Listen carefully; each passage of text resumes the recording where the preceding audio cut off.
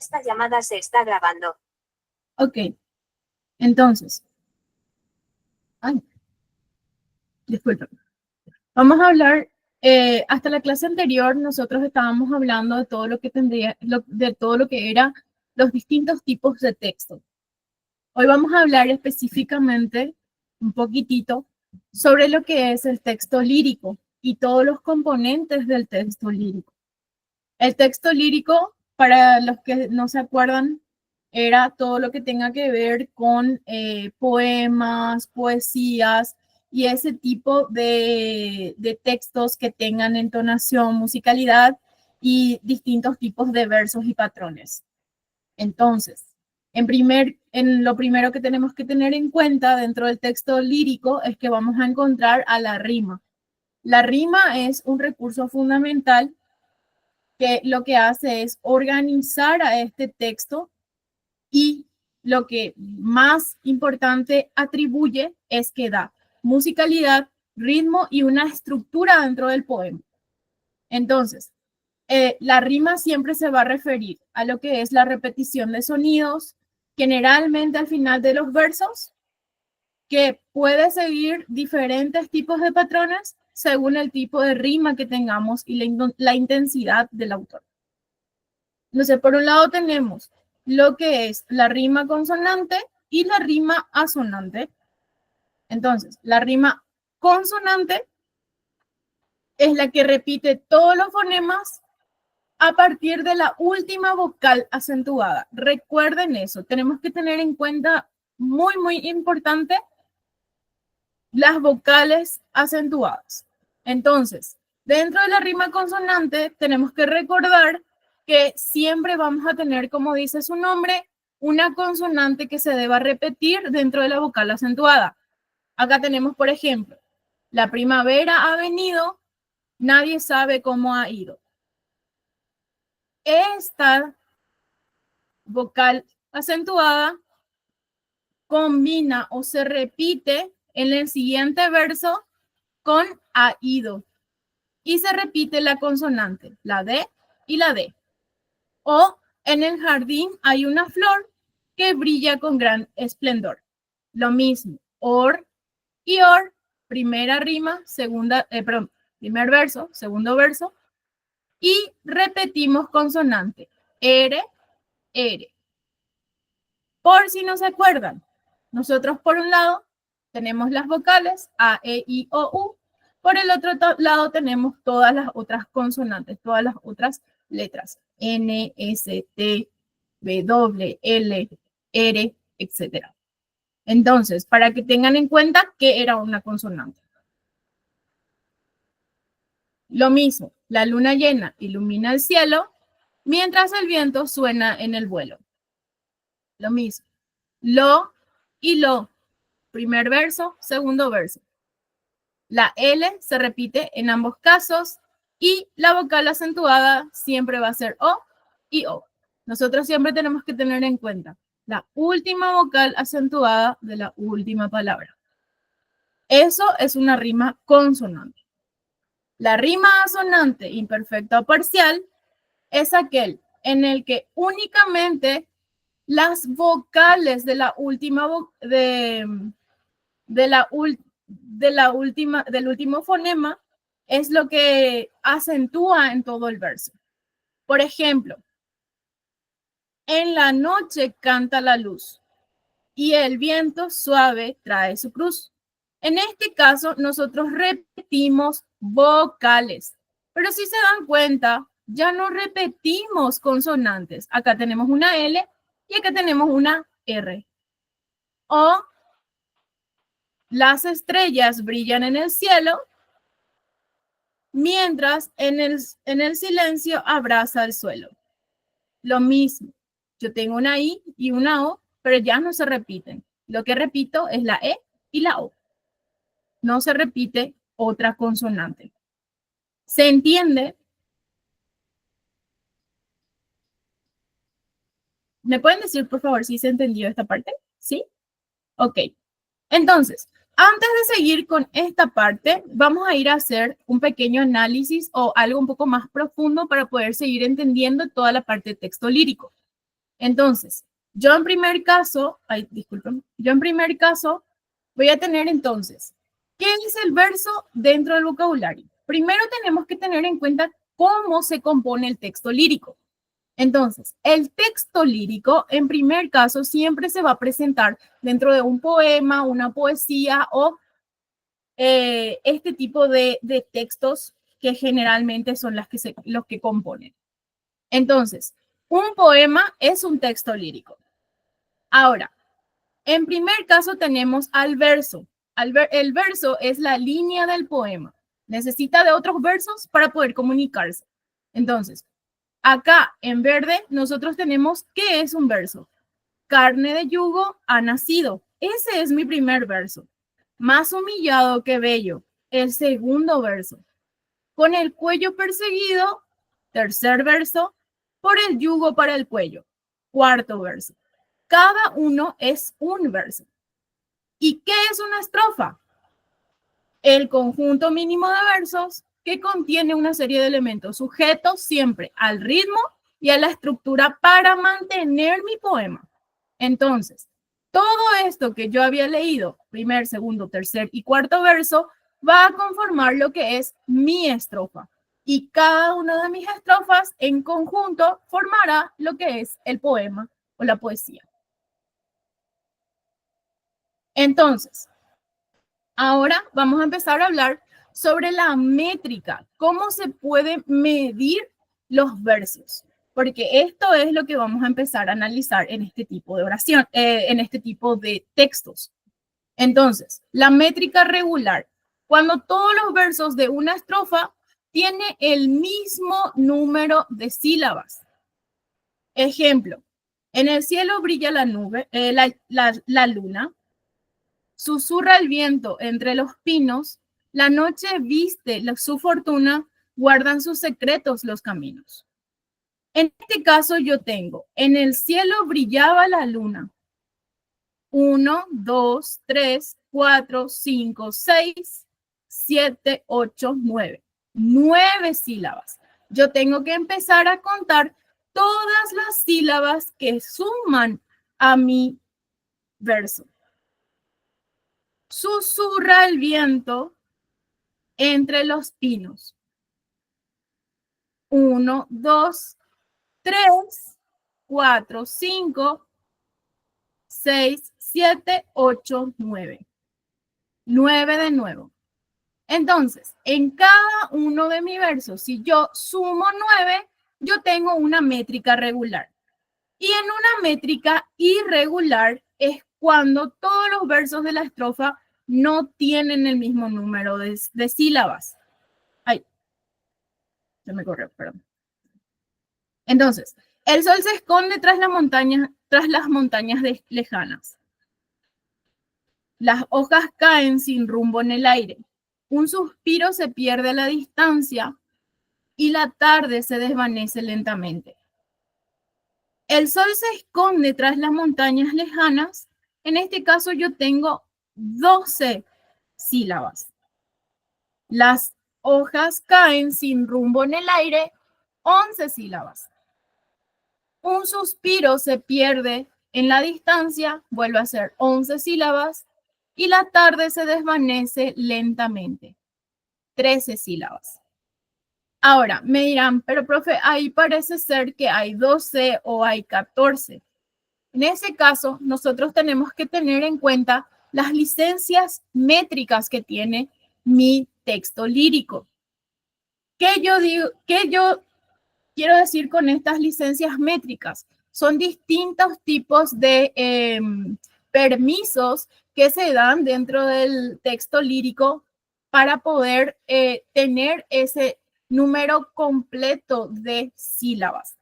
En primer caso, la primera licencia, y es una licencia obligatoria, sí o sí yo tengo que aplicar a la hora de sumar mis sílabas, es la sinalefa. La sinalefa es la unión de una sola sílaba con dos vocales que se encuentran al final de una palabra y al comienzo del otro. Por ejemplo, veamos a este ejemplo de Becker, donde dice, del salón en el ángulo oscuro. En este caso, yo sí cuento digo 1, 2, 3, 4, 5, 6, 7, 8, 9, 10, 11. Sin embargo, ¿qué me dice? Que se debe unir en una sola sílaba dos vocales que una se encuentra al final de la palabra y el otro al principio de la otra. Entonces yo tengo esto, ángulo y obscuro. Ángulo termina con O, obscuro comienza con O. Entonces yo ahí me veo obligado por la licencia de Sinalefa a tener que unir del ángulo oscuro. Esto forma una sola sílaba. Entonces, en realidad, yo tengo 10 sílabas dentro de este verso. ¿Entienden lo que es la sinalefa? Ok. El hiato.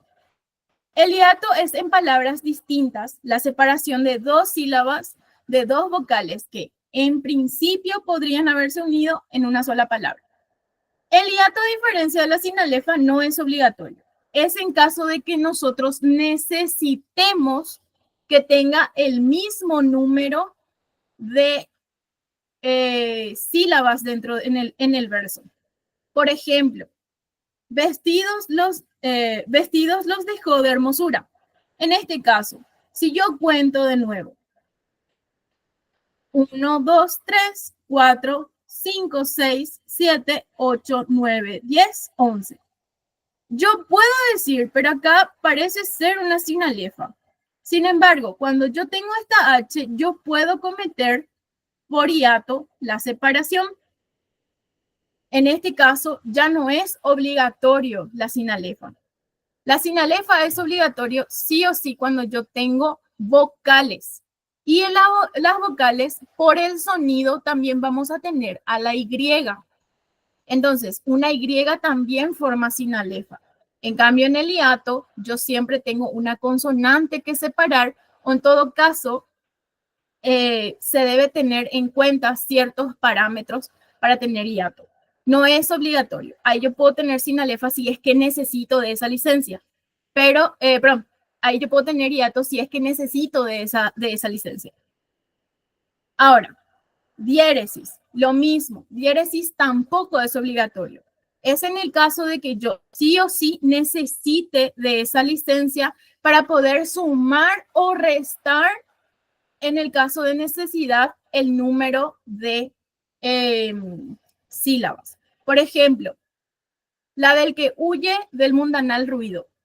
En este caso, yo tengo que la del que huye del mundanal ruido, acá que huye, yo puedo decir, ahí hay hiato, pero también yo tengo sinalefa. Entonces, por regla general, yo siempre voy a sumar. Pero en el caso de que yo quiera separar porque necesito que haya más separaciones, voy a aplicar la regla del hiato. Sin embargo, diéresis me refiero a esto.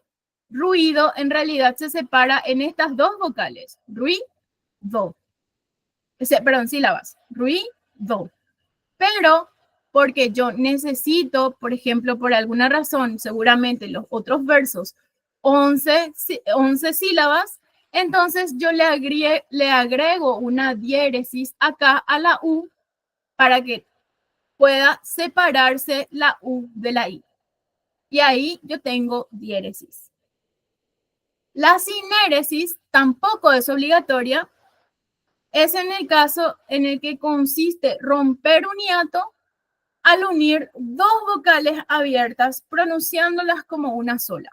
Por ejemplo, todo de orgullo y de creación temblaba.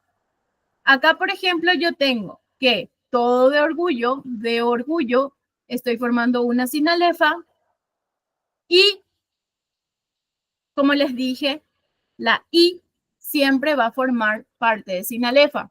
Entonces también O, I vuelven a formar una sílaba. Y acá en realidad yo tengo que separar creación si es en forma gramatical, pero yo necesito unir para que haya 11 sílabas. Entonces, en ese caso, no es obligatorio, pero necesito que haya 11. Entonces, acá yo junto creación. crea, en este caso, por más de que era un hiato, yo por sinéresis vuelvo a unir. ¿Se entiende estas licencias métricas? ¿Tienen alguna duda de cómo se hace estas licencias métricas? ¿Entienden que solamente la sinalefa es obligatoria, mientras el hiato, diéresis y sinéresis es algo que nosotros necesitamos? Solamente en el caso de necesitar vamos a aplicar. Por favor, me dicen si es que no están entendiendo algo.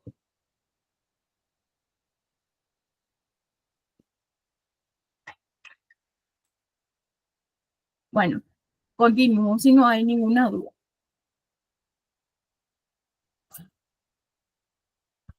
Entonces, lo segundo que voy a tener en cuenta es el número de sílabas que yo voy a tener dentro de mis versos en una estrofa. Si el número de sílabas que yo tengo en cada verso es menor o igual a 8, yo tengo que ese verso es de arte menor.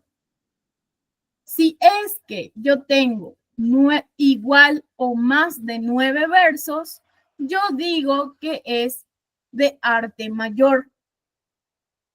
Entonces, ahí entonces voy a ir empezando a llamarlos de distintas formas. El verso puede ser bisílabo, misma, 2 sílabas, trisílabo, un hombre pasó, en este caso yo tengo 3 sílabas, tetrasílabo, embosado, embosado, 4, y así sucesivamente.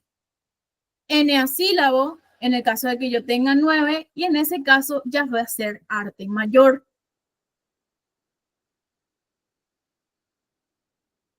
Entonces, yo puedo decir que además de tener este tipo de clasificación, también tengo que tener en cuenta a las rimas. Como les había dicho a comienzo de la clase, tenemos rimas consonantes y rimas asonantes o parciales. En el caso de las rimas consonantes, yo debo tener la acentuación desde la última vocal y riman en consonante y en vocal. Por ejemplo, mil gracias derramando, ando, esto 1, y además yo empiezo a sumar 1, 2, 3, 4, 5, 6, 7. Entonces yo tengo 7 sílabas, vuelvo a mi cuadro y me acuerdo que son aquellos que tienen 8 o menos sílabas. Es entonces de arte menor y yo le asigno la primera letra del abecedario, pero en minúscula. Cuando es arte menor, minúscula. Cuando es arte mayor, mayúscula. Y pongo el número de sílabas que le corresponde a ese verso. Pasó por estos sotos con presura. Lo mismo, tengo 11 sílabas, vuelvo otra vez a mi cuadro, veo que 11 es arte mayor. Le agrego la siguiente letra del abecedario, pero en mayúscula, porque el arte mayor se representa en mayúscula. ¿Se entiende entonces cómo yo voy a representar arte mayor, arte menor y cómo debo escribir al lado de las sílabas? Ok.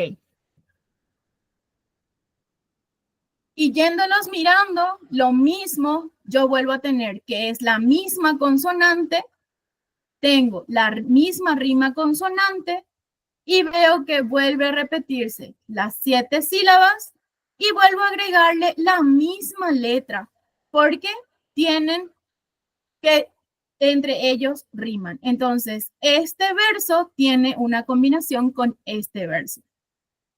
Después, con una sola figura, pura, combina con estos dos versos de acá, pero tiene 7 sílabas. En este caso, porque tiene la misma combinación, vamos a decirle, entonces le asignamos la misma letra de la sílaba del cual tiene rima, pero sin embargo, por tener 7 sílabas, le agrego la letra perdón, al ser arte, como tiene 7 sílabas, tiene la representación de arte menor. Entonces, le pongo 7B en minúscula. Ok. Antes de seguir con este análisis, esto es algo que yo les voy a pasar, es la forma en la que ustedes tienen que tener en cuenta para poder analizar entonces un tipo. ¿Se ve, chicos, o quieren que vaya aumentando nomás? Porque creo que no se ve bien. Voy a ir aumentando nomás, porque creo que de esta manera, porque está hecho en Word. Ahí se ve bien.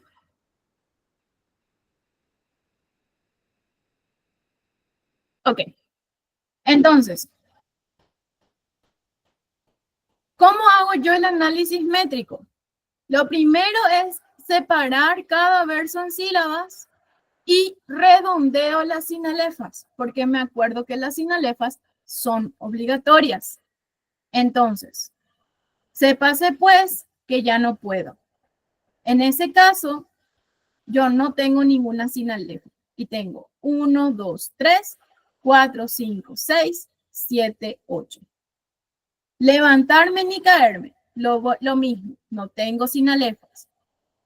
Que al menos puedo tener, en este caso, que acá yo termino en vocal, comienzo con vocal, entonces acá yo tengo una sinalefa. Perdido a fortuna el miedo. Perdido, termino en vocal, comienzo en vocal, es una sinalefa. Fortuna el, na, a, termina en vocal, comienza en otra vocal el, entonces acá tengo otra sinalefa. Lo siguiente es contar la cantidad de sílabas que tengo por cada verso. Entonces, acá yo empiezo a sumar, empiezo a contar. El primero nosotros teníamos que era 8 y acá 1, 2, 3, 4, 5, 6, 7 en este caso yo tengo. Pero acá empiezo a aplicar la siguiente regla, que es la de la acentuación. Cuando mi última palabra que yo tengo dentro del verso es agudo, le sumo 1 a las sílabas totales. Cuando la última palabra de mi verso es agudo, llano grave, le dejo igual. Si la última palabra del verso es esdrújula, yo le resto una sílaba. Entonces, al levantarme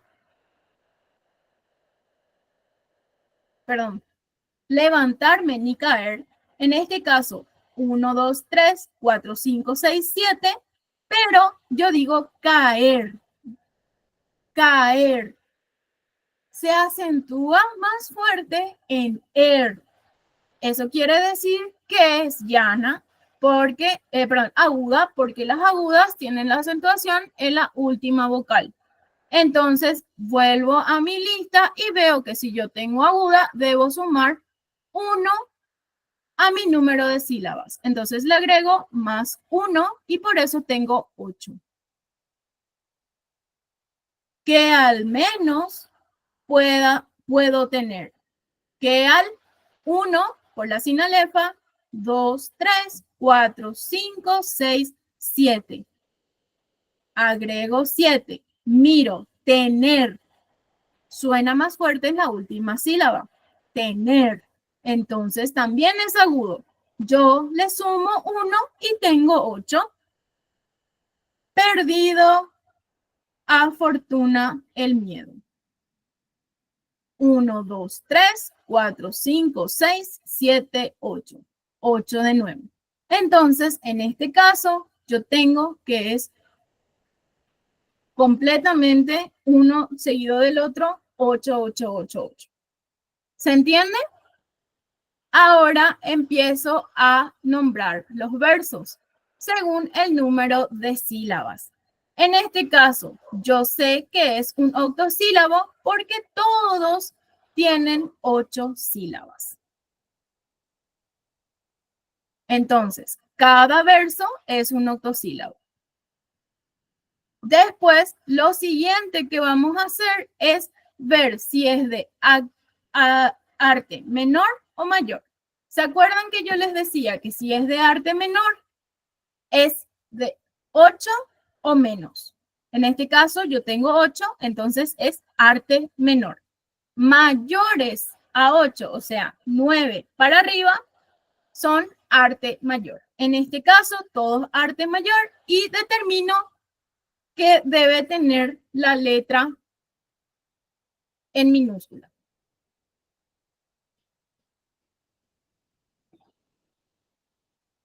Lo siguiente que vamos a hacer es recuadrar la rima. La rima se mira desde la última vocal acentuada a la última palabra del verso. Lo mismo. Puedo. Entonces, acá yo tengo edo, edo. Entonces, esta rima con esta. El primer verso rima con el cuarto verso y el segundo verso rima con el tercer verso. Y lo siguiente es escribir el esquema métrico del poema. En minúscula si es de arte menor, en mayúscula si es de arte mayor. En este caso, la rima yo tengo que el primero y el último, el cuarto, son la misma rima, entonces yo tengo 8A en minúscula y 8A en minúscula. Segundo verso y tercer verso tienen la misma rima, y entonces agrego una B minúscula, B minúscula.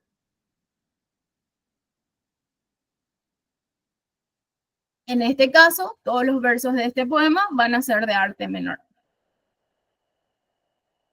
Después, especificar el tipo de rima. Cuando riman con vocales y consonantes, va a ser una rima consonante, o si solo riman en vocales, va a ser rima asonante. En este caso, todos riman en forma de consonante, porque yo tengo D y D, E y O, E y O. Y en ambos casos tienen rimas consonantes. Entonces, esto sería el análisis básico que debemos tener. Después vamos a hablar sobre las estrofas. Entonces, además de eso, yo tengo que tener en cuenta cuándo son versos sueltos. Los versos sueltos son aquellos que todo lo demás tiene una rima entre ellos y hay un verso que no rima con ninguno. Ejemplo, las mujeres y las flores son parecidas. Mucha gala a los ojos, al tacto espina. Parecidas y espina tienen una rima entre ellos, mientras que flores y ojos no tienen rima. Entonces esos son versos sueltos. Los versos blancos son aquellos que se forman en un poema y por más de que se ajusta al verso, no presentan rima. Entonces, volverán las oscuras golondrinas en tu balcón su nido colgar, y otra vez con el alma sus cristales, jugando llamarán. En este caso, ninguno de ellos tiene una rima uno con el otro. Sin embargo, los versos mantienen una medida dentro de la estrofa que todos tienen un ritmo. Después tenemos los versos libres. Los versos libres son aquellos que no tienen ni rima ni una medida específica. No se amoldan a una estrofa en concreto. Ahí, por ejemplo, yo tengo agua en movimiento, vida que demora la muerte, despiño extraño del que medita, al influjo de las gotas despeñadas. En este caso, ninguno de los versos tiene la misma cantidad de sílabas, ninguno de ellos tiene una rima fija. ¿Entienden entonces cuándo es un verso suelto, cuándo es un verso blanco y cuándo es un verso libre?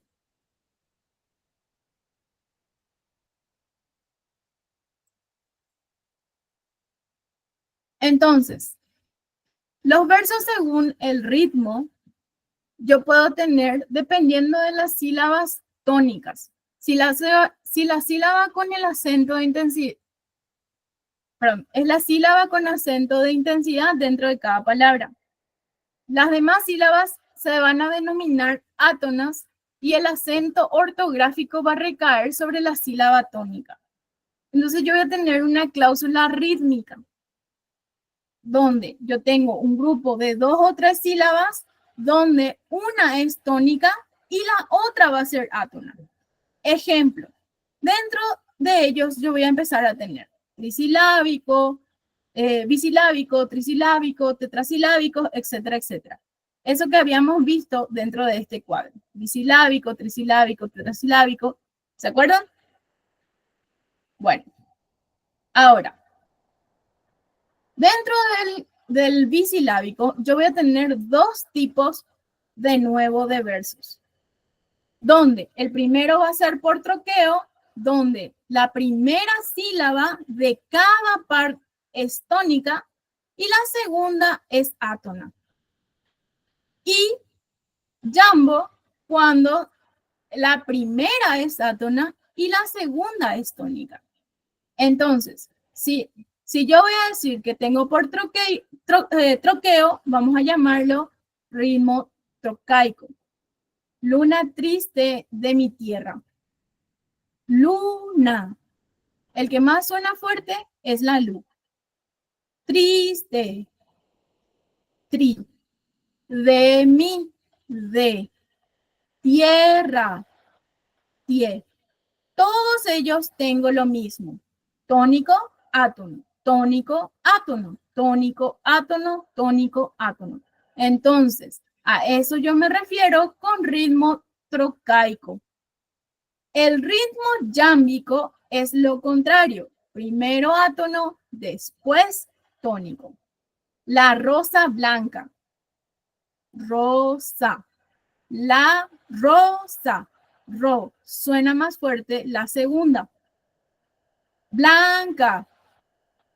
Desde acá otra vez. Sa blanca. Entonces, en este caso, lo mismo. Blanca es la segunda y K termina siendo solita y no tiene ninguna otra sílaba a su lado.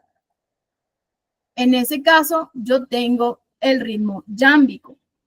Ahora, dentro de las trisilábicas,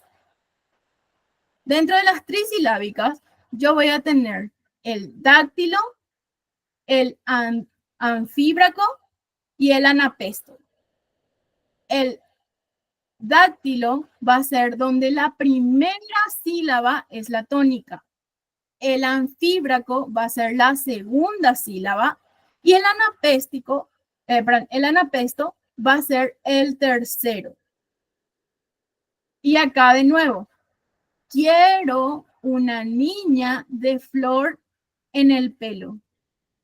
Quiere es el primero y es el que suena fuerte. Acá yo formo una segunda sílaba y esta es una segunda sílaba. Después, niña, lo mismo, inicio otra vez. Flor, inicio otra vez. P, inicio de nuevo. Entonces, esto va a ser un ritmo tactílico. El anfíbraco va a ser cantemos la gloria. En este caso, cantemos, T es la que suena fuerte, glo es la que suena fuerte. Y el ritmo anapesto es el que tiene la vocal tónica, la sílaba tónica en el tercer lugar. Disculpen. Dulce patria. Recibe los votos. Lo mismo. Pa es la que suena fuerte, si es la que suena fuerte, bo es la que suena fuerte y tos queda solita. Estrofa según el tipo de ritmo. Acá yo tengo rimas, perdón, según las rimas alternadas. Cuando los versos de una estrofa riman el primero con el tercero y el segundo con el cuarto. Ejemplo, yo soy aquel que ayer nomás decía.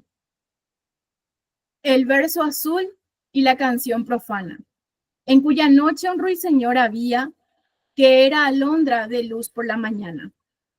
Entonces, decía y había, ia. Yo tengo que el primero y el tercero son los que tienen rimas. Y el segundo y el cuarto, na y na. Entonces, cuando es eso, yo puedo decir que son rimas alternadas. Rimas pareadas cuando dos versos riman entre sí. Una seguida de la otra. Del grave mal que siento, que de puro contento, con vuestra soledad me recreaba, donde con el dulce sueño reposaba. Entonces, el primero y el segundo, en este caso, tienen rimas pareadas y el tercero con el cuarto tienen rimas pareadas. Las rimas abrazadas, cuando dos versos que riman abrazan o encierran a otro verso de la misma rima. En este caso yo puedo decir, tras este, luego siendo otro accidente, que es ver que si de vida desespero, yo pierdo cuando bien vos espero. Y así ando en lo que siento diferente. Entonces, lo mismo. Una abraza a la otra. Esta va a abrazar a esta y esta va a abrazar a esta. Rimas trenzadas. Riman entre sí el primer y el tercer verso, el segundo y el cuarto, el sexto y el quinto, y así sucesivamente. O sea, uno con el otro y otro con el otro, y así sucesivamente. Un manotazo duro, un golpe helado, un hachazo invisible y homicida, un empujón brutal te ha derribado. No hay extensión más grande que mi herida. Lloro mi desventura y sus conjuntos. Y siento más tu muerte que mi vida. En este caso, yo puedo decir que este se trenza con este se trenza con este es un verso libre y este vuelve a trenzarse con este. ¿Se entienden las rimas trenzadas?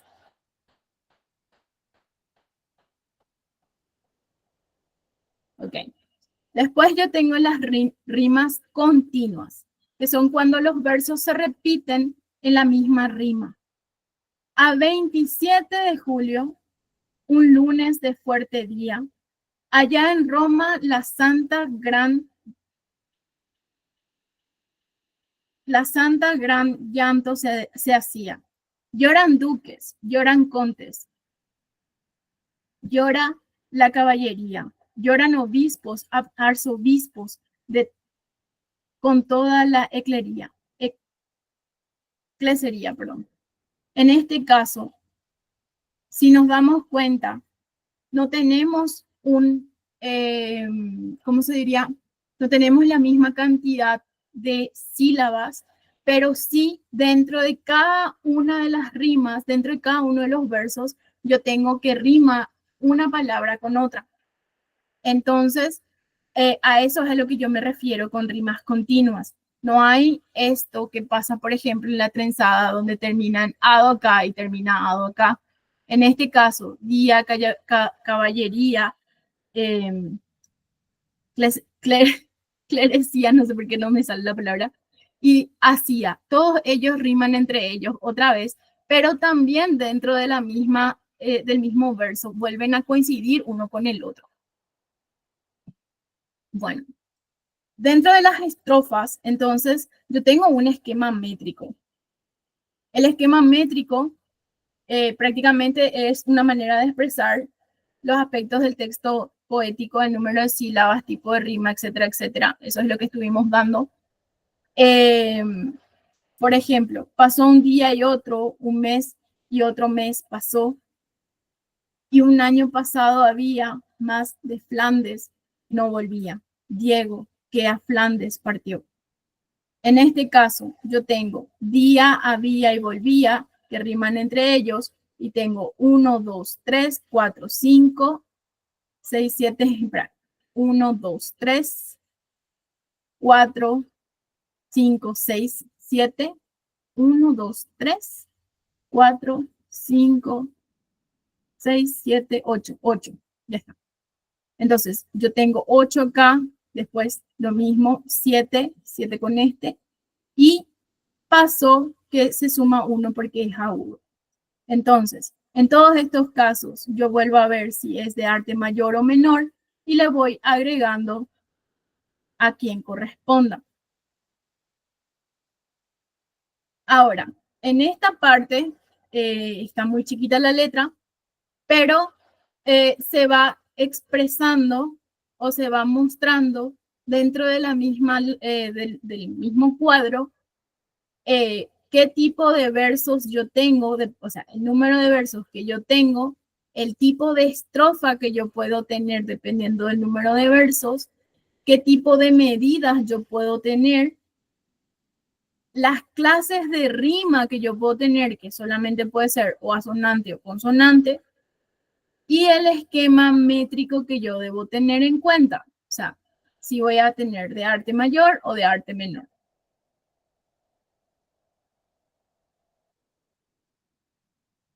Después tenemos la composición, que son en primer lugar los poemas estróficos, disculpen, son los que tienen versos agrupados dentro de las estrofas, y a eso solamente yo voy a tener en cuenta los que son de mayor complejidad. También pueden ser de menor complejidad, por ejemplo, el Segel, y pues, tengo también el villancico o la letrilla.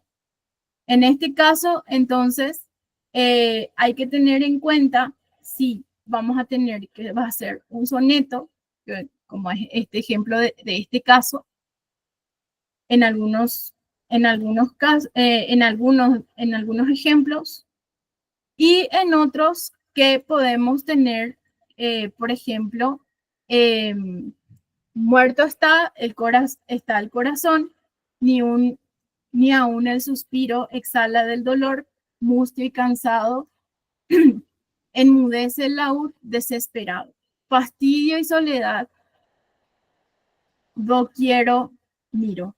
En este caso, yo empiezo otra vez a ver cuál con cuál va a tener una rima y cuál con cuál si va a ser consonante o asonante, y sí, cuántas sílabas yo tengo. Bueno, eso es algo que un apartado más de lo que va a ser, de lo que es la clase en sí, que les quería mostrar.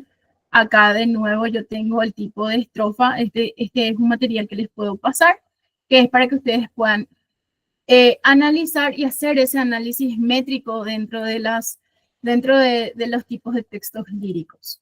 Entonces, hablábamos de las rimas asonantes y las rimas consonantes en nuestro material. Y acá entonces nosotros podemos decir cuáles son los ejemplos que yo puedo tener. Dentro del asonante, entonces, los álamos se mecían con el oscuro viento y en el callado momento las hojas se caían. En ese caso, yo puedo decir que es asonante porque no coincido en esta parte que es consonante, no es asonante. Se habrá puesto mal nomás en el material. Es consonante. Después, lo mismo. El viento juega con la nieve y su canto nunca muere. En este caso coincide E, pero no coincide la B y la R. O la tarde cae del río, reflejo de un mundo vivo. En este caso, la O y la O coinciden, pero acá yo tengo una I y acá tengo una B. Ahora, además de tener en cuenta la rima, que era algo que ya estábamos viendo, también tenemos que tener en cuenta el ritmo. El ritmo es el patrón de acento y duración de las sílabas dentro del poema. O sea, por más de que yo ya tenía la rima y todas esas clasificaciones y numeraciones, las métricas que hay que tener en cuenta dentro de la rima, también tengo que tener en cuenta el ritmo. Entonces, el ritmo dentro de la poesía se percibe a través de una repetición, ya sea regular, de distintos tipos de elementos. Los elementos básicos son los de acento, sílabas métricas y las pausas. Entonces, ¿qué tipo de ritmos yo tengo? Ritmos regulares, por un lado, que se basan en un patrón métrico constante. O sea, ¿se acuerdan de ese donde yo tenía que todos tenían 8 sílabas y que todos tenían ritmos consonantes, ya sea alternado o no? Entonces, a eso yo me refiero con un ritmo regular. El verso puede ser yámbico, puede ser trocaico, anapéstico, dactílico, entre otros. Ahora, ritmo irregular o libre es aquel que no tiene un patrón métrico fijo. O sea, no podemos hacer ese análisis que nosotros, o sea, se puede hacer, pero se va a deducir que no hay un análisis que cierra un patrón. No va a haber un patrón. A eso nosotros le vamos a llamar ritmo irregular o libre. Entonces, por ejemplo, acá yo tengo uno de ritmo regular en el que dice, en el bosque canta el río, llevo notas de cristal, las estrellas en el cielo danzan con su luz de paz. En este caso dice, cada verso tiene 8 sílabas métricas y los acentos recaen regularmente en la tercera y en la séptima sílaba. O la brisa sopla suave entre los pinos y el alba se despierta con su llanto. Los rayos de sol juegan en los prados, creando 1000 reflejos cristalinos. Lo mismo, tengo versos de 11 sílabas métricas, siguiendo un esquema frecuente de acentos dentro de la sexta y la décima sílaba. A eso es a lo que nosotros llamábamos ritmo regular. Mientras que en el ritmo irregular, yo voy a tener distintos números de sílabas dentro de cada verso y por lo general, no siempre, no voy a tener rima. Por ejemplo, en el silencio de la noche miro las estrellas brillar. El viento arrastra las hojas secas y la luna oculta su luz.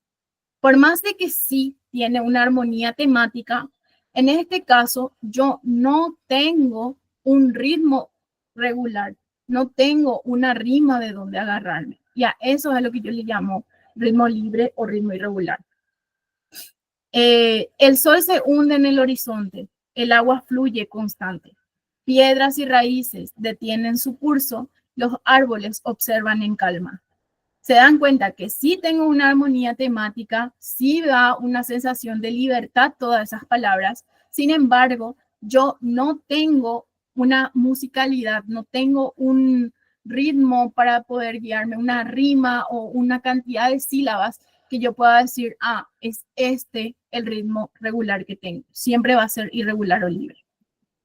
Entonces, como decíamos, la métrica se puede clasificar y clasificación de las estrofas se puede dar 2 versos, puede llamarse pareado o la aleluya, o 3 versos, puede ser un terceto, una tercerilla, un terceto encadenado o un soleá. De 4 versos puede ser un cuarteto, una redondilla, un serventecio, un cuarteto, una copla o un tetrásfotrófo, monorrino o cadena vía, una seguidilla con bordón. De 5 versos puede ser un quinteto, una quintilla, una lira. de seis versos puede ser un sexteto o sextilla. De 8 versos puede ser segel o puede ser octava real. De 10 versos una décima. De 11 versos puede ser un soneto, un angelino de un número indefinido de versos, puede ser un romancillo, un endecha, romance, romance heroico, silva. Será mucho, pero en esta parte, por ejemplo, como les decía, que no se puede ver bien nomás por el tipo de cuadro que se hizo, pero acá les muestra qué es lo que se tiene que tener en cuenta, por ejemplo, en una silva, en un segel, etcétera, etcétera. Es algo que le agregamos al material. Entonces, de igual manera, en el material que nosotros ofrecemos está esto que dice una aleluya y cómo se debe representar, un terceto, cómo se debe representar, una tercerilla, un terceto encadenado, un cuarteto, etcétera, etcétera. En cada uno de los casos hay que tener en cuenta cómo se va presentando cada uno y cómo se representa ese remate o cómo se representa esa rima dentro del mismo.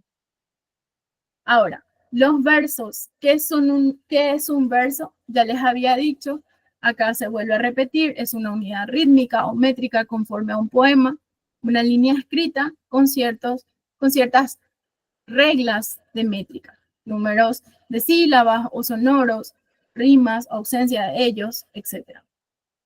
Entonces, se vuelve a repetir otra vez. Si yo tengo 2 sílabas, bisílabo, 3 sílabas, trisílabo, 12 sílabos, dodecasílabos, etcétera, etcétera. Recuerden que 14 sílabas y son alejandrinos. Ahora, reglas o normas que afectan a la última palabra del verso. Esto era lo que yo les decía. Si el verso termina en palabras agudas, se cuenta una sílaba más. Si el verso termina en una palabra llana, se queda el verso tal cual. Si el verso termina en una palabra esdrújula, se debe sumar una sílaba más.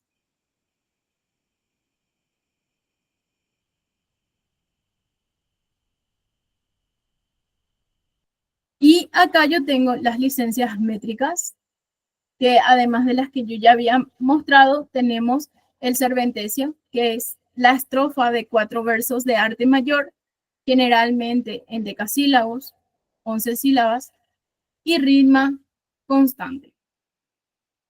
Es solamente un nombre más que se presenta. O sinéresis, que era ya algo que nosotros habíamos visto, un ejemplo de sinéresis, una cuarteta, que es la estrofa de 4 versos de arte mayor, sinalefa y diéresis, que también ya vimos. Ahora, las estrofas. Una estrofa es un conjunto de versos. Forman una unidad y toda esa unidad se llama un poema. Tipos de estrofas. Tenemos las estrofas pareadas, que es la estrofa de 2 versos, tanto de arte mayor o de arte menor, cuya rima habitualmente es consonante. Un terceto es arte mayor y rima consonante. Habitualmente aparecen varios tercetos juntos que reciben el nombre de encadenados, cuya rima suele ser A, B, A, B, C, B, C, D, C. ¿Se entiende lo que yo estoy diciendo?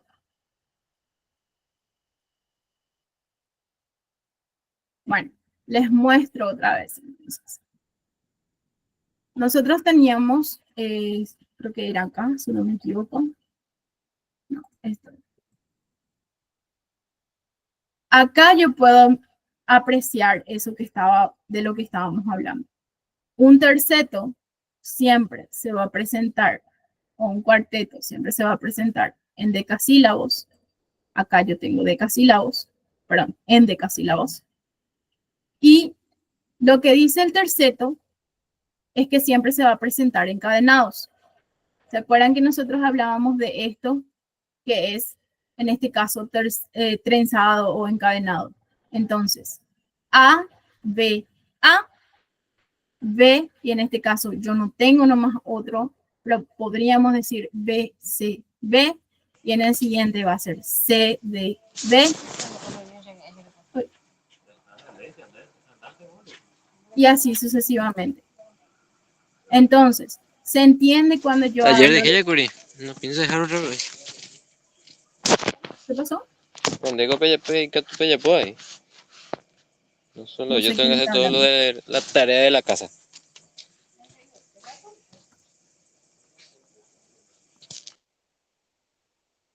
Disculpen. Bueno, entonces, yo lo que tengo es que en las rimas encadenadas o trenzadas voy a tener la siguiente secuencia. Como es un terceto, terceto es que tengo 3 versos dentro de la estrofa, se va a encadenar de la siguiente manera. A, B, A, B, y en este caso, lastimosamente, es un ejemplo con verso libre, pero vendría a ser, si es que es normalmente sin verso libre, B, C, B, y en la siguiente estrofa será C, D, C. Entonces, eso vendría a ser una rima encadenada dentro de las estrofas. A esto es a lo que se refiere en el terceto, y donde te habla de que es encadenado y tiene una rima de A, B, A, C, B, C, B, C, D, C. ¿Se entiende? ¿Queda claro cuando es un terceto? Ok. Redondilla. Es la estrofa de 4 versos de arte menor, generalmente octosílabos, y una rima consonante de A, B, B, A. Ese era el ejemplo que nosotros hablábamos de esto. Acá en lo personal nosotros estamos teniendo, que es en decasílabos, pero también se puede presentar en octosílabos, que yo tengo A, B, A, B. Entonces, a eso es a lo que se refiere con redondilla. Redondilla, perdón. Vuelvo a presentar, pero yo no estaba presentando, disculpen. Después tengo cuaderna vía, que en este caso es la estrofa de 4 versos alejandrinos. ¿Se acuerdan que yo les decía que alejandrinos es 14 sílabas? Con una única rima monorrimos. Entonces ahí yo voy a tener que todos los versos, verso 1, verso 2, verso 3 y verso 4, todos tienen el mismo, la misma sílaba final. Puede ser cia, cia, cia, cia, por ejemplo. Entonces, acá creo que no hay ningún ejemplo de eso. No, no tengo ningún ejemplo de eso. Ah, este puede ser, rimas continuas, en donde yo tengo día, hacía, caballería, clerecía. ¿Cómo me cuesta esta palabra? Disculpen. Clerecía. Entonces, en ese caso yo le puedo llamar que es una cuadernavía. Una lira es una estrofa de 5 versos. Mezcla arte mayor y arte menor, donde el arte mayor sí o sí debe ser en decasílabos, o sea, tiene que tener 11 sílabos, y heptasílabos, que tiene que tener 7 sílabas, donde la consonante tiene que, la rima tiene que ser A, B, A, B. La quintilla es la estrofa de 5 versos de arte menor y rima constante. La rima no sigue ningún esquema, pero no puede haber más de 2 versos seguidos con la misma rima. No puede terminar empareado, ni puede quedar ningún verso suelto. La copla de pie quebrado en este caso es la estrofa de 6 versos, octosílabos y tetrasílabos y rima consonante con este tipo de esquema. Todos tienen 8, pero al tener 6 versos, yo voy a tener que el primer verso va a tener una rima con el tercer verso, la segunda rima con el cuarto verso y la tercera rima con el sexto verso. Pero la tercer verso con el cuarto verso. Ahora, la octava real es la estrofa que forma 8 versos en decasílabos con rima constante. Entonces, en este caso, va a ser primer verso con tercer verso, segundo verso con cuarto verso, y vuelve otra vez a repetirse. Primero, tercero, quinto verso, repiten entre ellos. Y así sucesivamente. La décima es una estrofa formada por 10 versos, generalmente octosílabos y rima constante. Entonces, lean lo siguiente. Lee los versos y determina el número de sílabas métricas, si son de arte mayor o de arte menor, y el esquema de rima, si es consonante, asonante o libre. En el bosque canta el río, susurra el viento al pasar. El cielo observa tranquilo, con estrellas al mirar. En este caso, ¿cuántas sílabas tiene el primer verso?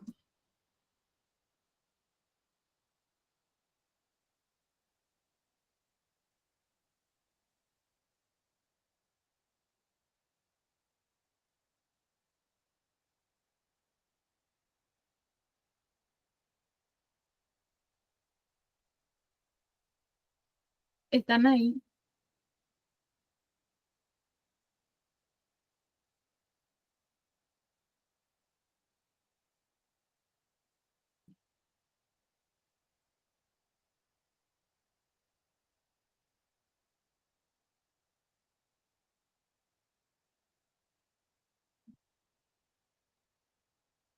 Uno, dos, tres, cuatro, cinco, seis, siete, ocho. ¿Cuántos versos, cuántas sílabas tiene el siguiente? Perdón, no vi quién alzó la mano. ¿Alguien alzó la mano? Disculpen, no vi nomás.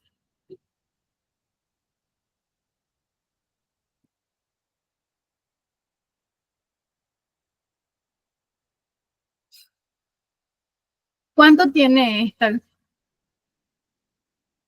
este segundo verso?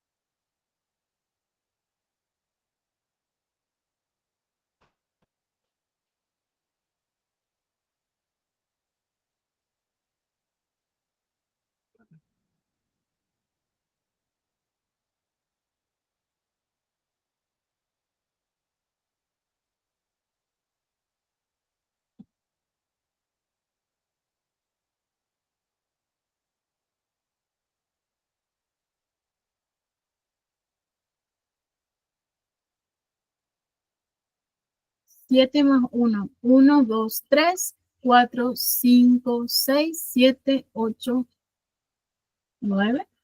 1, 2, 3, 4, 5, 6, 7, 8, 9.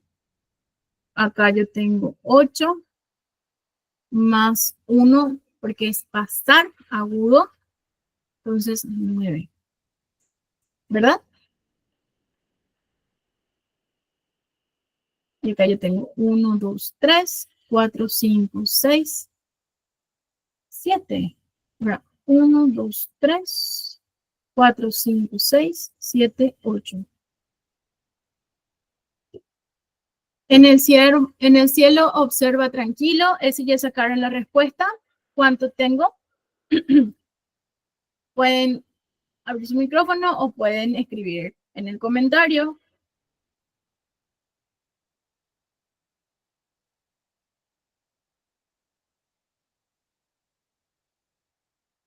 En el cielo observa tranquilo. 1, 2, 3, 4, 5, 6, 7, 8, 9. Pero acá yo debo unir. Entonces sería 8. Y con estrellas al mirar. 1, 2, 3, 4, 5, 6, 7. Y mirar más 1 porque es agudo. ¿Me siguen todos? ¿Se va entendiendo? Disculpen chicos, porque como es parte de literatura, a veces se hace un poquito engorrosa la clase, pero si es que le ponen mucha garra, se va a poder entender mucho mejor. Igual yo entiendo completamente si por ahí no están entendiendo. Yo les voy a mandar esta noche los materiales, quiero que lean para que puedan entender y vuelvan a practicar esto que estamos practicando en este momento. Dice, en el segundo ejemplo, entonces, antes de mirar nuestra respuesta, sigamos en el siguiente ejemplo. Quedamos entonces en que este primero, nosotros teníamos, no me acuerdo cuánto era, 8. La siguiente era 1, 2, 3, 4, 5, 6, 7, 8, 9. Pero acá yo tengo que sumar estos dos, o sea, estos dos, entonces queda en 1, 8. Este era 8 y este era 8. En el siguiente, el mar refleja un brillo. ¿Cuál es la respuesta?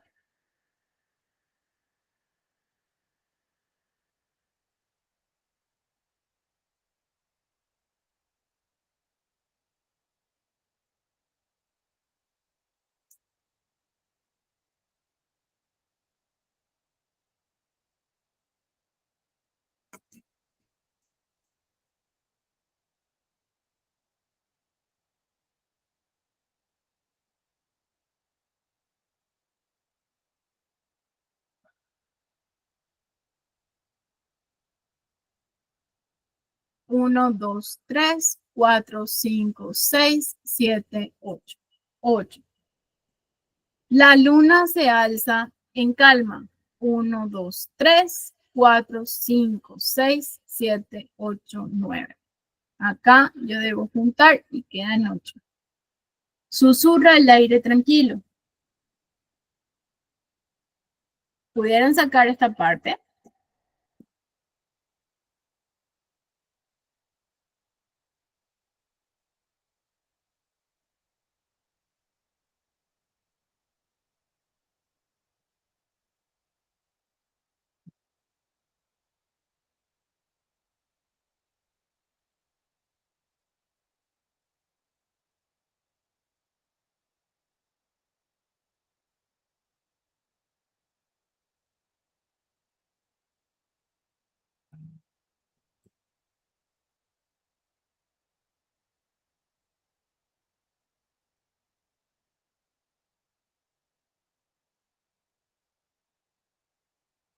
Con notas de paz en el alma.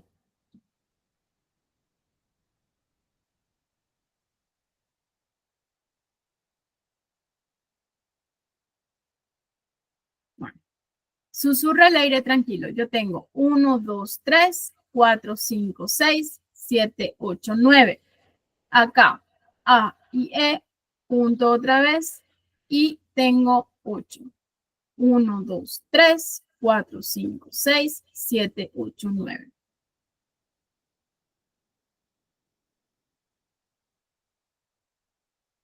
Ok. Siguiente. Por el campo va el viento. Mientras suena el tambor, en el sol va perdiendo al final del gran corredor. En este caso, revisemos. El primero, en el bosque canta el río. 9. Susurra el viento. ¿Qué pasó? Susurra el viento al pasar. En el viento observa tranquilo con las estrellas al mirar. 1, 2, 3, 4, 5, 6, 7, 8. 8. 1, 2, 3, 4, 5, 6, 7, 8. 8 nomás hay acá. Y 1, 2, 3, 4, 5, 6, 7, 8, 9. Pero acá yo debo sumar 1, entonces son 8 también. 1, 2, 3, 4, 5, 6, 7, 8, 9. Acá yo debo sumar también. 1, 2, 3, 4, 5, 6, 7. Pero le agrego 1 porque debo sumar al... Ah, debo sumar acá.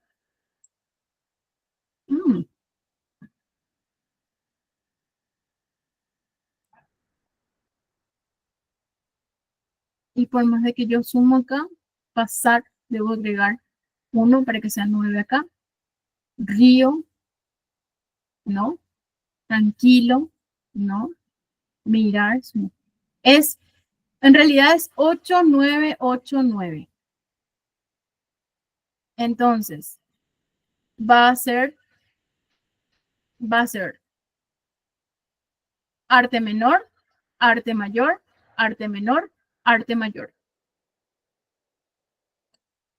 Y el esquema de rima, sí, es una rima consonante, en la que va a ser 8 A minúscula, 9 B mayúscula, 8 A minúscula, 9 B mayúscula.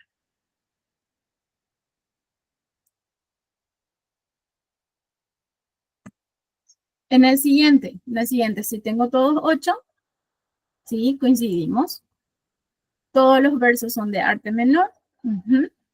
Y la rima es otra vez. A, B, B. Pero debe ser en minúscula, no en mayúscula. Y en el último viene a ser un cuarteto.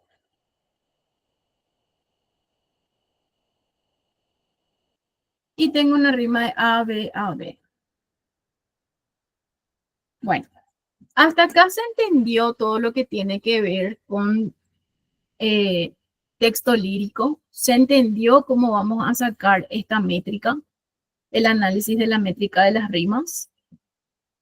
¿Alguien tiene alguna consulta respecto de esta parte?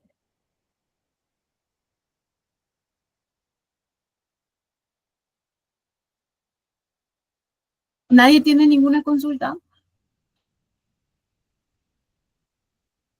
Bueno, vamos a pasar entonces a la narrativa. Este es otro tipo de texto. Todo lo que estuvimos analizando hasta ahora es texto lírico. Ahora pasamos a la narrativa, otro tipo de texto. La narrativa es un género literario en el que lo que nosotros hacemos es contar historias. Tenemos alguien o algo que cuenta un relato que va a ser un narrador. Eso es el rasgo fundamental y lo que mejor define a un género literario de narrativa y lo que hace que se distinga de otros tipos de géneros literarios.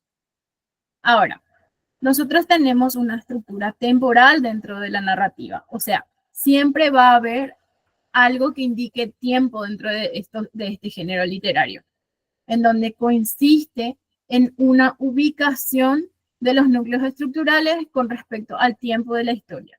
Puede organizarse ya sea en forma lineal, o sea, yo puedo tener presente, pasado, futuro, o en forma quebrada, ir y volver.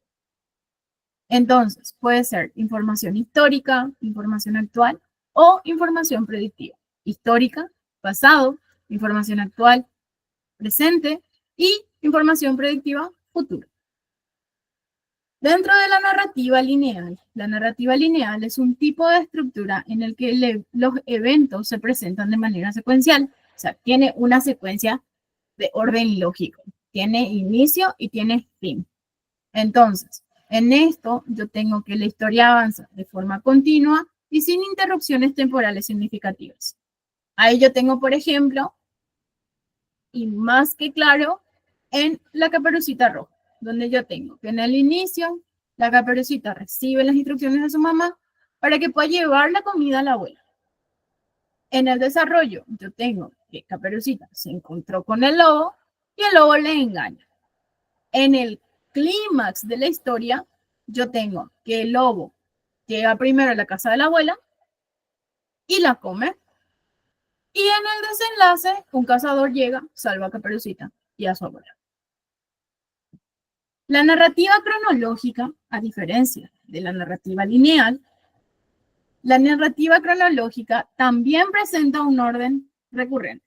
Sin embargo, este término hace que se enfatice, que haya un aspecto temporal de los eventos. En una narrativa cronológica, los sucesos se organizan según el tiempo en el que sucede la situación, lo que puede incluir ya sea saltos temporales o descripciones de diferentes momentos en la vida de cada uno de nuestros personajes. Entonces, por ejemplo, tenemos la novela El túnel de Ernesto Sábato. En el inicio, el protagonista, Juan Pablo Castel, reflexiona sobre su vida y su amor por María. En el desarrollo se narra cómo Castel conoce a María y cómo se desarrolla su relación. En el clímax, Castel llega a un punto crítico en su relación con María y en el desenlace se revela el desenlace trágico de la historia.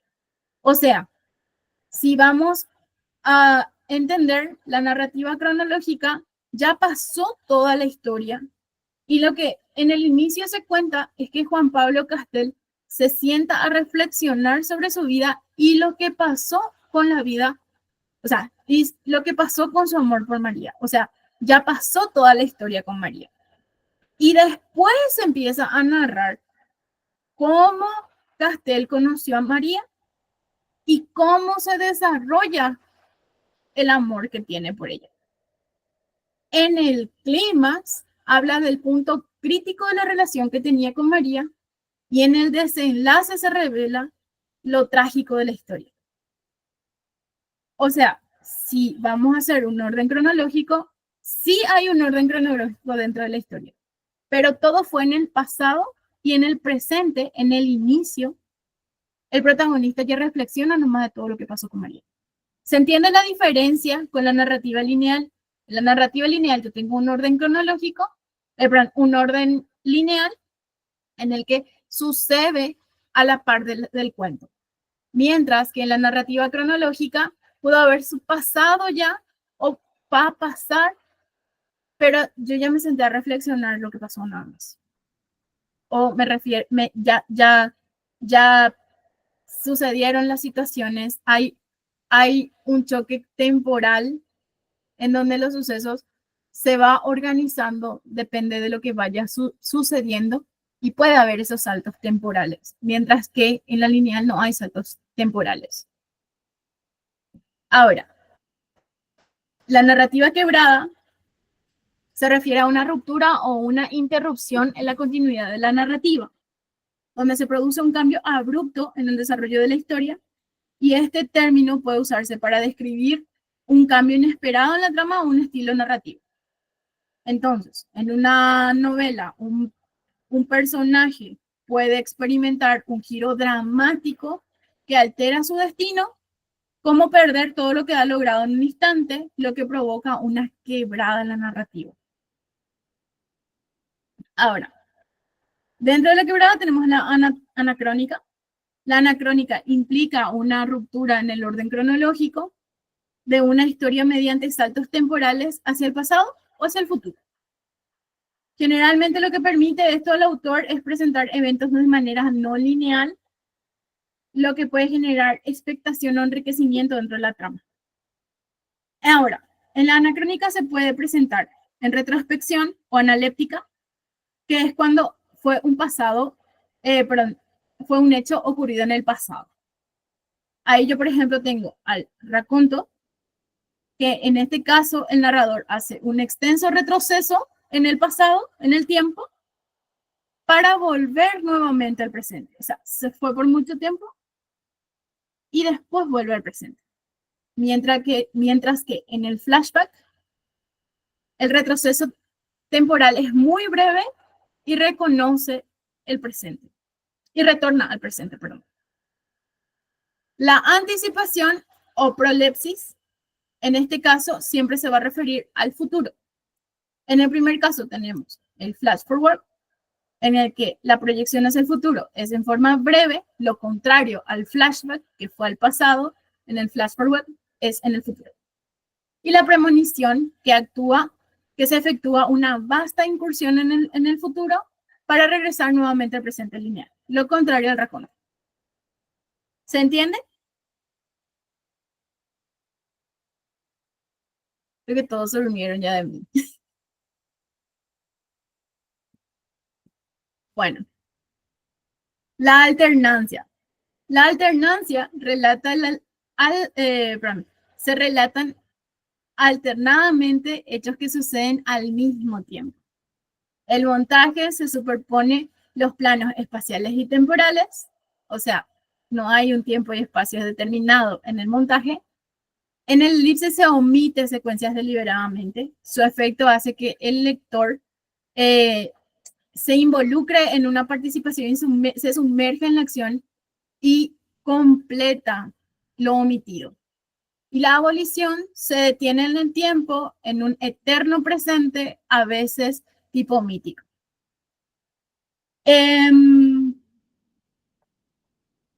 Por ejemplo, por ahí no son personas que les gusta mucho la lectura, o sea, leer muchos libros, pero todas estas secuencias de tramas que estoy hablando, también pueden encontrarlo en distintos tipos de películas. Yo soy muy mala recordando títulos de películas. Cuando me pongo a mirar así tipo la descripción, digo, sí, ya vi. Pero si no, yo no recuerdo. Pero, por ejemplo, por ahí si ustedes no están entendiendo que es un montaje donde se habla de superponer planos espaciales y temporales, una historia corta y breve para no irme tanto, puede ser una historia en la que voy a hacer súper spoiler por ahí si no vieron nunca esta película, porque creo que es un libro, en donde el personaje nace como mujer, trabaja en los años 50 o algo así, es aceptada por la NASA y en la NASA tiene un accidente, lo que hace que se convierta en hombre. Y al mismo tiempo ella viaja en el pasado y se enamora como mujer de un hombre atractivo y se embaraza. Y después ella vuelve al futuro y tiene a su hija. Y este hombre le busca desesperadamente a la mujer, o sea, esta mujer le busca desesperadamente al hombre y el hombre nunca aparece nuevamente. Y volviendo otra vez al futuro, en un plano espacial y temporalmente, el hombre que la había embarazado es ella misma que se convirtió en hombre en su momento en el que tuvo un accidente en la NASA. Entonces, ahí tenemos ese corte de plano espacial y temporal. A eso es a lo que nosotros nos podemos referir cuando hablamos de montaje. sí se entiende. Espero que sí. La abolición, a diferencia, se detiene en el tiempo y es un eterno presente. No hay futuro, ni pasado, ni nada por el estilo. Es un tiempo mítico. Ahora, las tramas textuales. Los textos se caracterizan por su trama y su estructura interna, en función a la intención comunicativa. Entonces, la intención comunicativa vendrá a ser las tramas textuales que nosotros tengamos. Por ejemplo, dentro de un texto de biología, la información se va a organizar con conectores que establecen relaciones causales y facilitará la comprensión con respecto a la biología. Entonces, cada trama tiene características y podemos decir que la trama narrativa presenta sucesos en una secuencia temporal y causalmente organizada, utilizando conectores temporales y causales y consecutivos y tiempos verbales para organizar la información transmitida por un narrador. Predomina la narración, el cuento, anécdotas, mitos, crónicas. La trama descriptiva, como dice su nombre, describe o presenta las características de personajes, objetos y lugares y utiliza numeraciones, adjetivos, adverbios, conectores espaciales y conectores en el modo indicativo. O sea, verbos que estén siempre en el modo indicativo. Recuerden eso, por favor. Si tienen verbos en modo indicativo, lo más probable es que estén dentro o estén analizando una trama descriptiva. Desde el punto de vista de un observador, predomina retratos, definiciones, acotaciones de textos dramáticos, folletos turísticos, etc.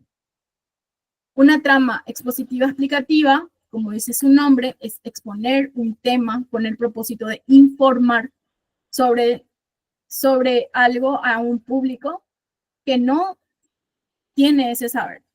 Se utiliza un lenguaje objetivo, específico y claro que planeado por una voz autorizada. Dentro de estos nosotros tenemos a los textos de divulgación, libros de textos escolares, enciclopedias, etc. Ahora, la trama dialogal presenta intercambios entre dos o más participantes que hablan por turnos y utilizan marcas tipográficas específicas para dar en cuenta la alternancia de las voces. Predomina el guión, la entrevista, etc. La trama argumentativa presenta ideas y opiniones y su defensa a partir de argumentos y recursos argumentativos organizados lógicamente con el fin de persuadir al destinatario.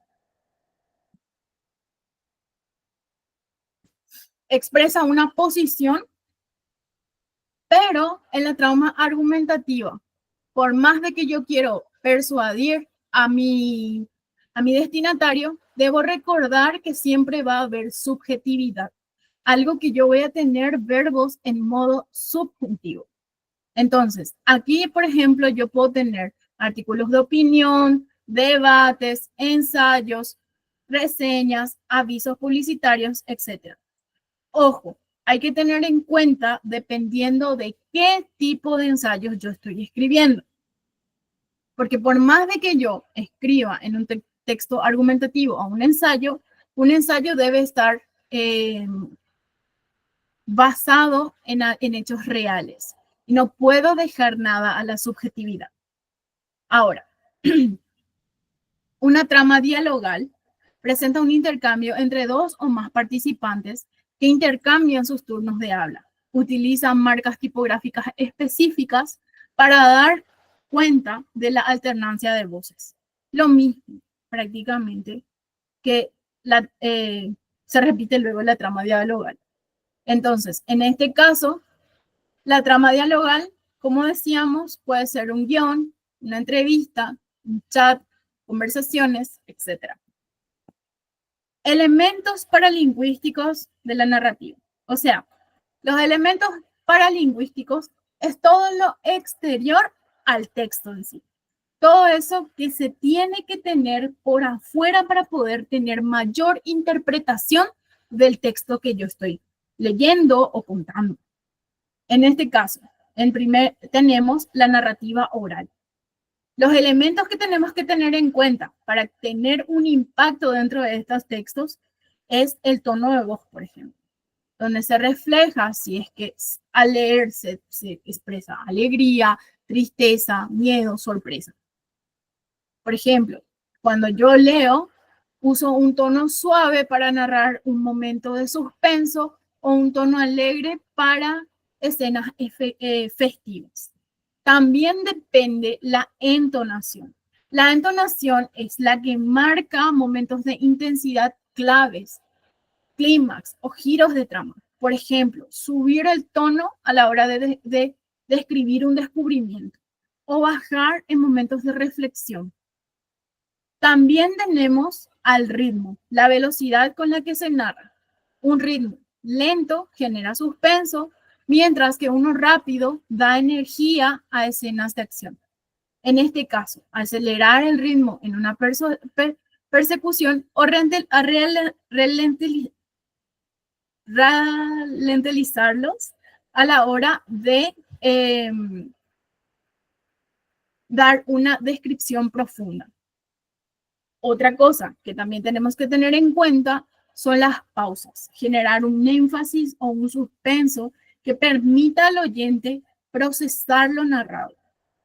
En este caso, hacer una pausa antes de revelar un detalle importante es algo que generalmente los presentadores de TV suelen hacer mucho. Por ejemplo, el ganador es, y se quedan en silencio, ya creo que exageradamente un par de minutos, pero es exactamente para dar esa relevancia, para poder revelar un detalle importante, para que la persona, en este caso el espectador, pueda procesar todo lo que está pasando.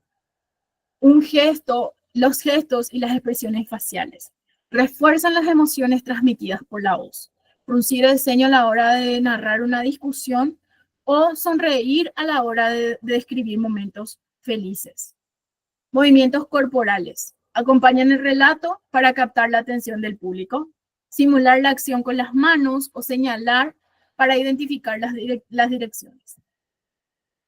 La narrativa escrita, o sea, además de tener estas narrativas orales, como les digo, también es importante tener a las que son escritas, algo que refleje o que enfatice ciertos puntos. Por ejemplo, tenemos los signos de puntuación, que enmarcan ritmo, pausas o emociones incluso. Por ejemplo, los puntos suspensivos para generar un suspenso, exclamaciones para generar sorpresa o entusiasmo, guiones largos para presentar diálogos o pensamientos. Después tenemos a los usos de cursiva o negrita, donde resaltan palabras o frases importantes. También tenemos a los signos de puntuación, que son comillas, por ejemplo, donde dice, ella sabía que algo estaba mal. En este caso, nosotros enfatizamos, resaltamos el pensamiento de ella. También tenemos a la figura literaria de onomatopeyas, donde representamos el sonido dentro de la narrativa. El portón chirrió al abrirse y hacemos el sonido de en donde se abre. O las interrupciones en los diálogos y los pensamientos, simulando titubeo o duda en el personaje. Por ejemplo, yo no sé si puedo hacerlo. Es distinto a decir, yo no sé si puedo hacerlo. En el primer caso, nosotros tenemos esa duda o ese suspenso para que todos sintamos la duda que tiene el personaje. En otro caso, también tenemos la narrativa audiovisual, donde los elementos paralingüísticos son esenciales. No sé quiénes de acá, por ejemplo, van a estudiar actuación y esas cosas. Disculpen, teatro, actuación. Por si esta parte por lo menos es algo esencial para los futuros actores, en donde los elementos paralingüísticos son esenciales para transmitir emociones e intenciones. En primer lugar, tenemos a los que también pertenecen a artes escénicas, crea ambientes y refuerza emociones en una escena. Música suave para momentos románticos o intensos para momentos de acción. Los efectos sonoros refuerzan el realismo o el impacto en las escenas, por ejemplo, ruidos de pasos en escenas de suspenso o explosión dentro de una batalla. Tenemos también el lenguaje corporal de los actores, donde se expresan las emociones y las acciones de los actores, miradas, movimientos de las manos, la postura, cómo se refleja el nerviosismo, la alegría, el enojo. Iluminación y colores que reflejan emociones o cambios de tono en la historia. Esto también, saliendo un poquito de nuestro contexto, más allá de la narrativa, es muy importante para las personas que quieran estudiar el día de mañana arquitectura. Se tiene mucho en cuenta el tipo de luces, donde tonos oscuros generan escenas dramáticas o trágicas, mientras que iluminaciones cálidas generan momentos felices. Más allá, dentro de su carrera, probablemente van a dar qué tipos de tonos se tienen que utilizar para distintos espacios dentro de las casas o fuera de las casas. La importancia de los elementos paralingüísticos dentro, otra vez, de la narrativa. En primer caso, enriquecer la experiencia de la narrativa es algo fundamental. Facilitar la conexión emocional con el receptor. Lo que nosotros a la hora de leer y entender, interpretar una narrativa, lo esencial es tener una conexión emocional, porque nosotros, como al empezar dijimos, hay una persona que narra, hay una persona o cosa que está narrando. Nosotros mismos como autores, o alguien que quiera ser escritor en algún momento, como autor en su narrativa, lo que quiere generar o quiere lograr es una conexión emocional con la persona que está leyendo. Incorporando todo esto es algo esencial para lograr eso. También ayudan a transmitir matices que no siempre se perciben en el texto literal. Si nosotros utilizamos, por ejemplo, los signos de puntuación o también distintos tipos de elementos gráficos, se percibe mayor que un texto literal. Es algo que también ustedes pueden aplicar a la hora de estudiar, más las personas que van a estudiar carreras mucho más leídas, como puede ser medicina, derecho o otros ámbitos, para ser profesores también. Es importante el uso de colores, el uso de dibujos o cosas que les pueda ayudar, como post-its, demás. Entonces, además del texto literal que va a ser nuestro libro, también podemos tener todos estos matices que se le puede dar para mayor énfasis dentro de nuestra narrativa. Entonces, ¿se entendió hasta acá todo lo que tenga que ver con la trama y la narrativa? ¿Se entiende qué es el género narrativo? ¿Alguna consulta hasta acá, chicos?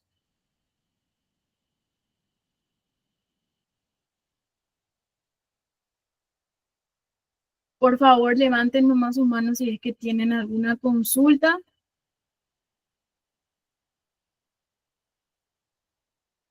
No fui muy rápido porque Se yo a veces... entendió muy bien, profe. ¿Sí? Se entendió muy bien. De mi parte está todo claro. Ay, qué genial, Heidi, qué suerte.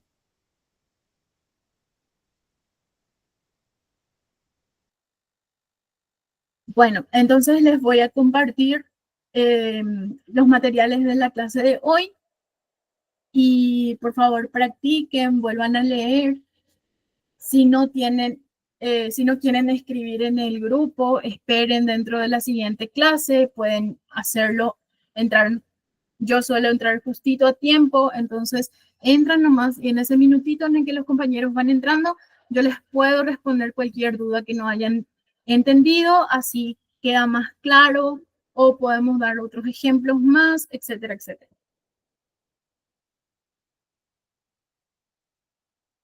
Bueno, si es que no hay ninguna otra consulta, Lucas, vamos a cerrar nomás ya la clase.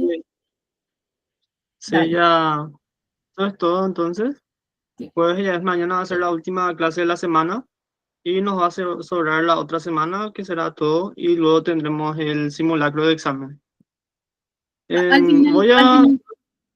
ay, perdón.